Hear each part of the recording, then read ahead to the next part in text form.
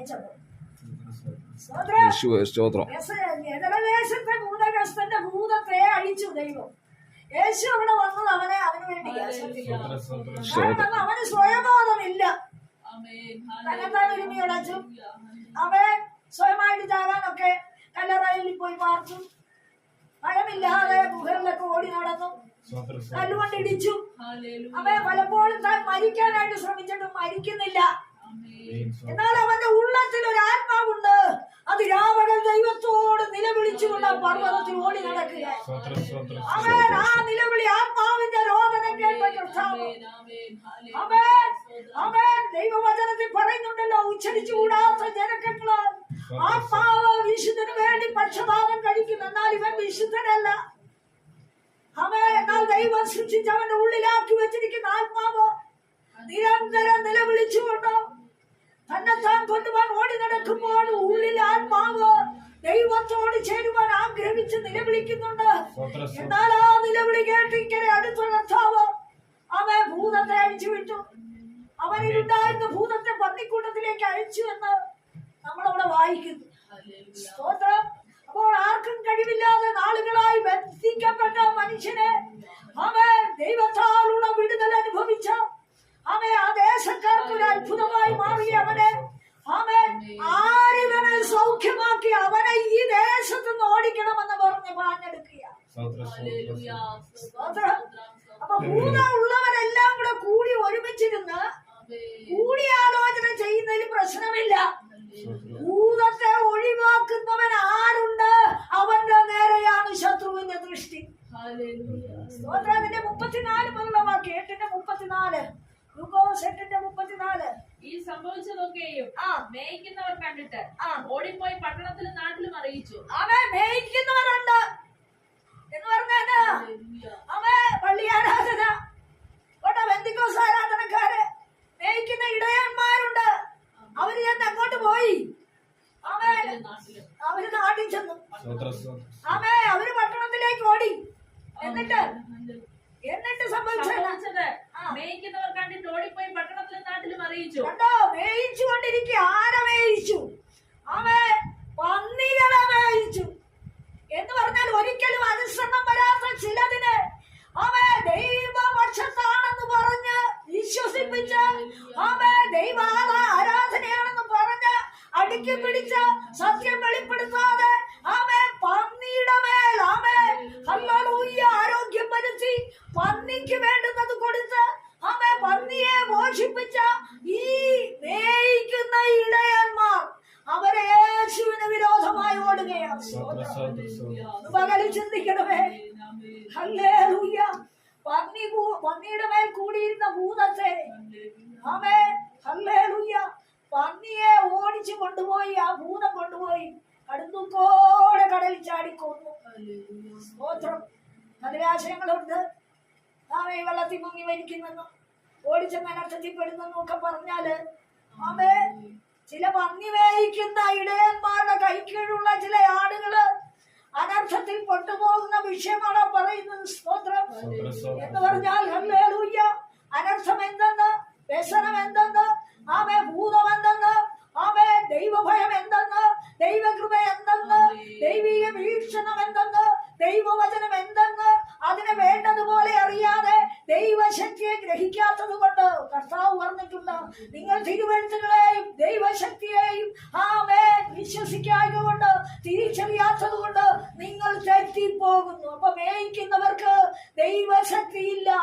മേയിക്കുന്നവർക്ക് hallelujah അവർ തിരുവെഴുത്തിന് hallelujah യോഗ്യരല്ല. കാരണം അവർ മേയിക്കുന്നത് പന്നികളെയാ.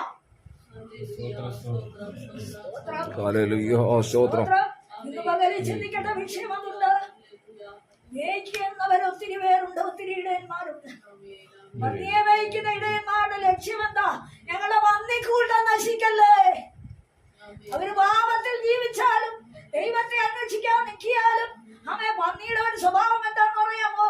അതിന്റെ കഴുത്ത് കെട്ടിയാലാണ് അത് മുകളിലോട്ട് നോക്കുന്നത്, അല്ലെങ്കിൽ അത് കീഴോട്ട് നോക്കി. എന്ന് പറഞ്ഞ ഭൂമിയിലുള്ള അനുഭവത്തിന് വേണ്ടി മാത്രം വിരാജിക്കുന്ന ജനത്തെ മേയിച്ചുകൊണ്ട് നടക്കുന്ന കുറെ ഇടയന്മാര് യേശുവിന്റെ വിടുതൽ അനുഭവിച്ച ഭക്തനെ നോക്കിയിട്ട് ഈ ഇതെങ്ങനെ സംഭവിച്ചു? ഞങ്ങൾക്ക് കഴിയാത്തൊരു സംഭവമാണല്ലോ. ആമേൻ. ഇവൻ ചാകപ്പോൾ കിടന്നവനാണല്ലോ, ഇവൻ ഓടി നടന്ന ഭൂതമുള്ളവനാണല്ലോ, ഇവൻ ഇതെങ്ങനെ സംഭവിച്ചു? ആമേൻ. അടുത്ത വാക്യത്തിൽ എന്താ വായിക്കുന്നത്? സംഭവിച്ചത് കാണുവാൻ അവർ പുറപ്പെട്ടു, യേശുവിന്റെ അടുക്കൽ വന്നു.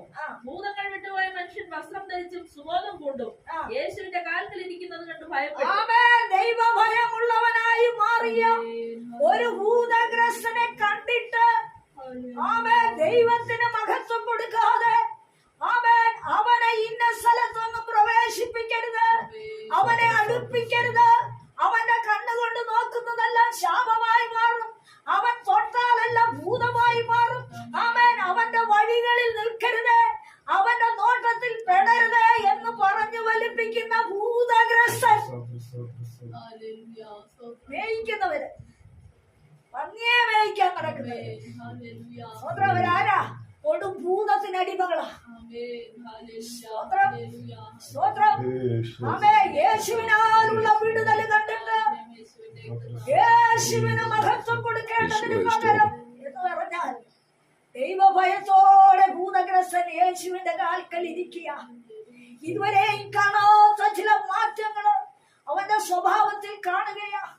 മുമ്പോടിയതുപോലെയോ പറഞ്ഞതുപോലെയോ ചിന്തിച്ചതുപോലെയോ ചെയ്തു കൂട്ടിയ പാവങ്ങൾ പോലെയോ അവൻ അലച്ചു നിലവിളിക്കാതെ ഭ്രാന്തമായ ആവേശങ്ങളെ മാറ്റിക്കൊണ്ട് തിരിച്ചറിവോടെ സുബോധമുള്ളവനായി മടങ്ങി വന്നത് കണ്ടിട്ട് പന്നിയെ മേയ്ക്കുന്നവന് പിടിക്കുന്നില്ല. യേശുവിന്റെ നാമത്തിൽ ഇത് സംഭവിച്ചത് കണ്ടിട്ട് എന്ന് പറഞ്ഞാൽ യേശുവിന്റെ കാൽക്കൽ ഒരുത്തൻ മാത്രമേ ഗഗനദേശത്ത് ഇരിക്കാനുള്ളത്. സ്വതന്ത്രം എന്ന് പറഞ്ഞാൽ യേശു വിടുതൽ കൊടുത്ത് സ്വഭാവത്തിന് മാറ്റം, പ്രാർത്ഥനയിൽ മാറ്റം, വിശ്വാസത്തിൽ മാറ്റം, ദൈവഭയത്തിൽ മാറ്റം, ദൈവത്തെ അനുഗമിക്കാനുള്ള ജാഗ്രത, ദൈവസന്നിധിയിൽ നിൽക്കാനുള്ള കൃപ അനുഭവിക്കുന്ന വ്യക്തിയായി ഭൂതഗ്രസ്തൻ മാറിയപ്പോൾ അതിനെതിരായി മേയിക്കുന്നവർ ഓടുകയാണ്. യേശുവിന്റെ നാമത്തിൽ ഇന്ന് പകൽക്കാലം ദേവദാസൻ പറഞ്ഞ പോലെ ഹല്ലേലൂയ, മൂന്നാം ലോക മഹായുദ്ധത്തിനുള്ള ഒരുക്കങ്ങളായി കാണുന്നത്.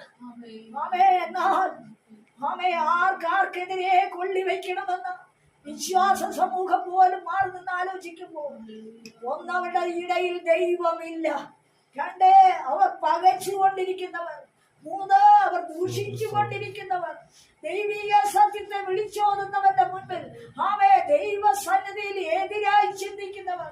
ഇതിവരുടെ ആവശ്യമുണ്ടോ? ഇങ്ങനെ സംസാരിക്കുന്ന കാര്യമുണ്ടോ? ഇവരാരാണ് ഇതൊക്കെ പറയാൻ പഠിപ്പിക്കാൻ?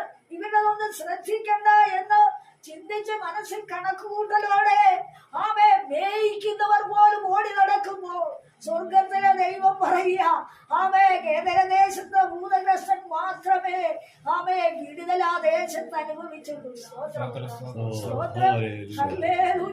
അടുത്ത പോയിന്റിൽ എന്താ പറഞ്ഞത്? യേശുവിന്റെ നാമത്തിൽ എങ്ങനെയെന്ന് കണ്ടവർ അവരോട് അറിയിച്ചു. ഗരസേന്യ ദേശത്തിലെ ജനസമൂഹമെല്ലാം ഭയപരവശരായി തങ്ങളെ വിട്ടുപോകണമെന്ന് അവനോട് അപേക്ഷിച്ചു. കണ്ടോ? അപ്പൊ ഗരദേശത്തുള്ളവരെല്ലാം ദേശത്തുള്ളവരെല്ലാം ഭൂതബാധിതരെന്ന് നമ്മൾ തെളിയിച്ചിരിക്കുക. തെളിവെന്നാ? ഹല്ലേലൂയ. ഇതെങ്ങനെ ഇവന് സൗഖ്യം വന്നു? അല്ലെങ്കിൽ ഇവനിങ്ങനെ സുബോധം വരേണ്ട കാര്യമെന്താ? അപ്പോൾ ജനം ആകർഷിക്കുന്നത്, ആഗ്രഹിക്കുന്നത്, ആവശ്യപ്പെടുന്നത് ദേശത്തെ വിടുതലല്ലോ, സമൂഹത്തിന്റെ ഉയർച്ചയല്ല, സമൂഹത്തിന് സുബോധം വരേണ്ട വിഷയമല്ല. എങ്ങനെ ഇടിഞ്ഞ് മുടിഞ്ഞ് തകർന്ന് ശൂന്യമായി പാളിപ്പോകണമെന്ന് ചിന്തിക്കുന്ന മേയിക്കുന്ന ചിലരുണ്ട് ദേശത്ത്. ഹല്ലേലൂയ. അവർ ജനസമൂഹമായി വിടുതൽ കൽപ്പിക്കുന്ന വ്യക്തിക്കെതിരെ തിരിയുമ്പോൾ യേശുവിന്റെ നാമത്തിൽ പകൽക്കാലം നമ്മൾ ഓർക്കേണ്ട കാര്യമുണ്ട്. കർത്താവ് ഓരോറ്റ വ്യക്തിയെ അവിടെ സൗഖ്യമാക്കി. ഗരസേന്യ ദേശത്ത് ഓരോറ്റ വ്യക്തിയെ സൗഖ്യമാക്കി. ഹല്ലേലൂയ. ഞാൻ അടുത്ത പോയിന്റ് എന്താ പറഞ്ഞത്? യേശുവിന്റെ നാമത്തിൽ തങ്ങളെ വിട്ടുപോകണമെന്ന് അവനോട് അപേക്ഷിച്ചു. കണ്ടോ? യഥാർത്ഥമായി വിടുതൽ കൊടുക്കുന്നവനെ ഞങ്ങളുടെ കുടുംബത്തിൽ വേണ്ടെന്ന്, ഞങ്ങളുടെ കൂട്ടായ്മയിൽ വേണ്ടെന്ന്,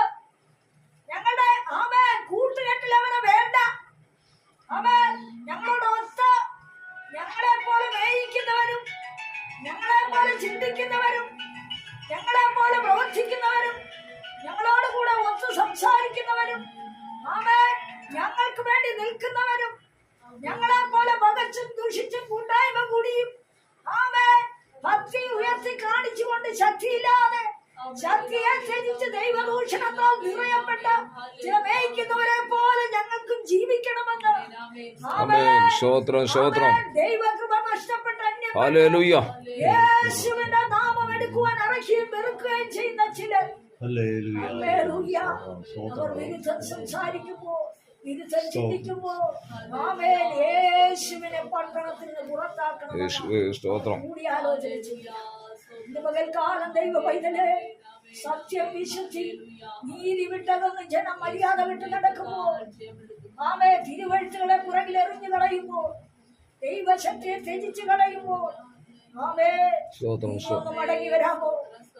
കർത്താവിനെ ഭയപ്പെട്ടവന്റെ കൽപ്പന ഏറ്റവും ഇഷ്ടപ്പെടുന്ന പുരുഷൻ ഭാഗ്യവാൻ. ഹല്ലേലൂയ. അവന്റെ സന്തതി ഭൂമിയിൽ ബലപ്പെട്ടിരിക്കും. ആമേ ഹല്ലേലൂയ. അവന്റെ സന്തതി ഭൂമിയിൽ ബലപ്പെട്ടിരിക്കും.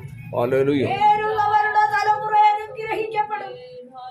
ആമേൻ എന്ന് പറഞ്ഞ എന്നാ നേരുകാരനാണെന്ന് എല്ലാവരുടെ മുമ്പില് കാണിക്കും, പ്രകടിപ്പിക്കും. പക്ഷെ ഉള്ളില് സത്യമില്ല, അനീതിയാ. ആമേ കുടുംബത്തിനെതിരെ വഞ്ചനയാ. സ്തോത്രം. ഉണ്ടായ ജനത്തിനെതിരെ വഞ്ചനയാ കയ്യിലിരിക്കുന്നത്.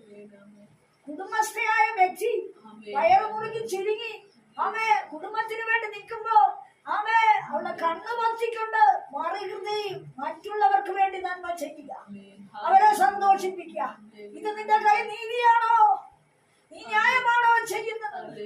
നീ വിശുദ്ധമായാണോ ജീവിക്കുന്നത്? ഇതിനൊക്കെ നിന്റെ കണ്ണിന്റെ മുമ്പിൽ ഒരു സമയം ദൈവം നിരത്തി വയ്ക്കും. സ്തോത്രം. നീ ചെയ്ത തെറ്റുകളൊക്കെ ആമേ നീ കിടക്കയിൽ കിടന്ന് അയ്യം പിടിച്ചുകൊണ്ട് ആമേ ആമേ അത് നിന്റെ കണ്ണിന്റെ മുമ്പിൽ ദൈവം തിരുത്തി കൊണ്ടുവരും.